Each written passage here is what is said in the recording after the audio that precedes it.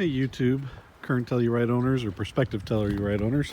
I'm going to do another video today, just real quick, and hopefully I can keep this quick and simple on the Telluride. But this time, one of the questions I know I got asked was, tell us why you bought it specifically. And so I'm going to start with the financial side, which is just cost of ownership.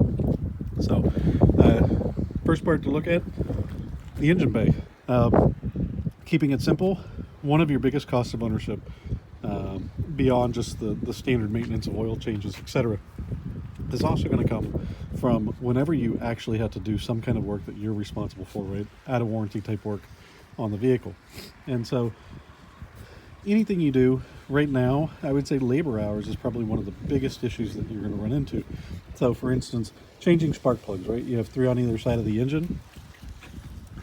In terms of labor hours, you might be looking at about 3 hours at $150 an hour. So I could be wrong about that. This is just an estimate on my part, but I would gamble changing spark plugs, a $15 spark plug, 6 of them, would cost you about $450 on this particular engine.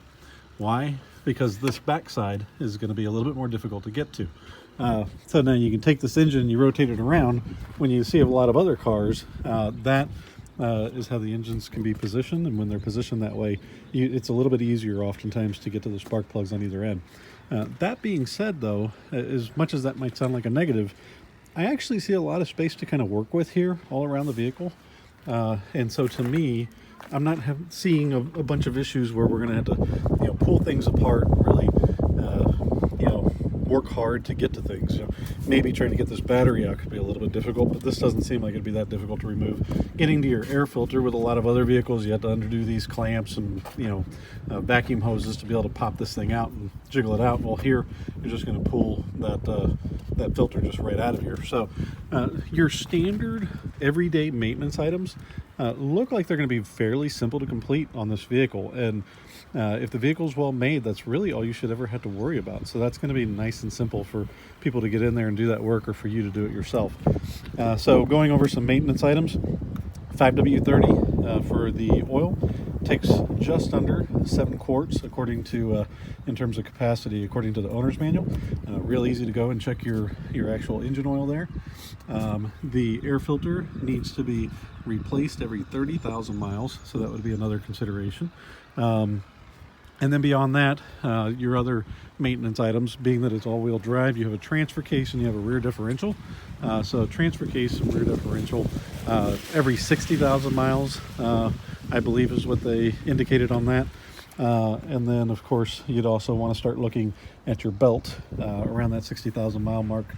And then every 15,000 miles thereafter, just kind of, every other oil change, or frankly, I would look at it every oil change, just to keep an eye on it, make sure you're not seeing anything that, any abrasions or issues that cause it to need to be replaced early. Spark plugs are right at the roughly 100,000 mark. So if you get to 100,000 miles on the vehicle, time to change your spark plugs. Any other mechanical items that could possibly creep up later on in the life of it, I'd probably look at the idea of going ahead and getting those things taken care of while they're doing that, just because you're going to have those labor hours. So rather than having to double up on labor hours later, just get it knocked out while they're in there.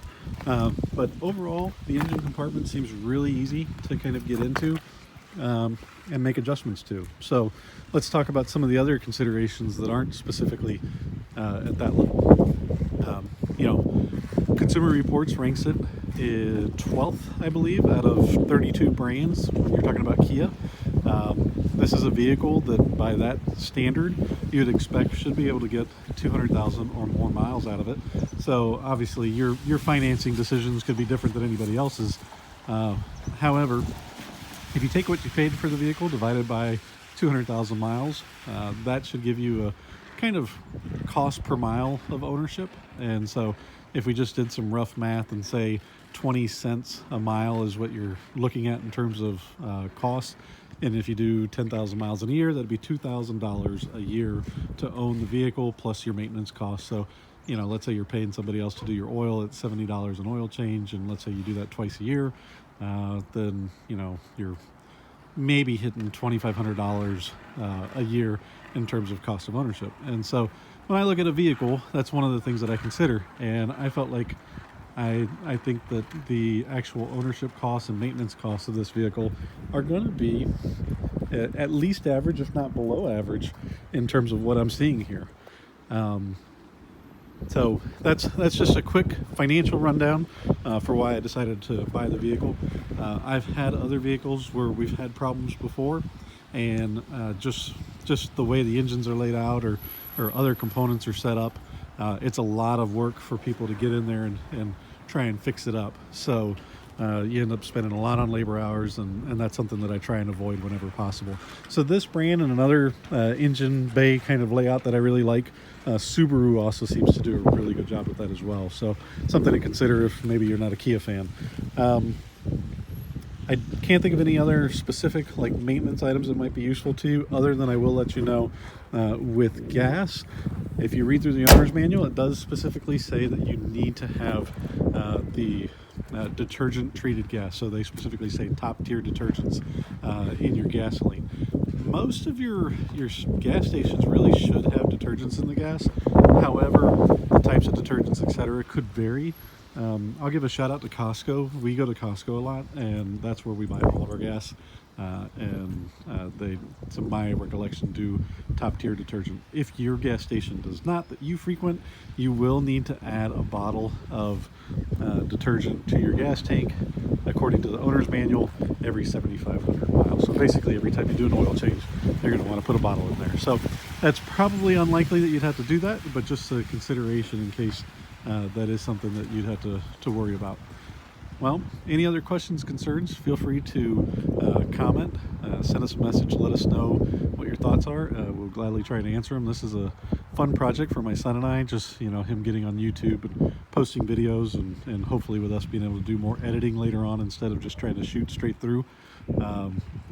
So we'll take all your feedback and keep working at it to make videos that you find enjoyable.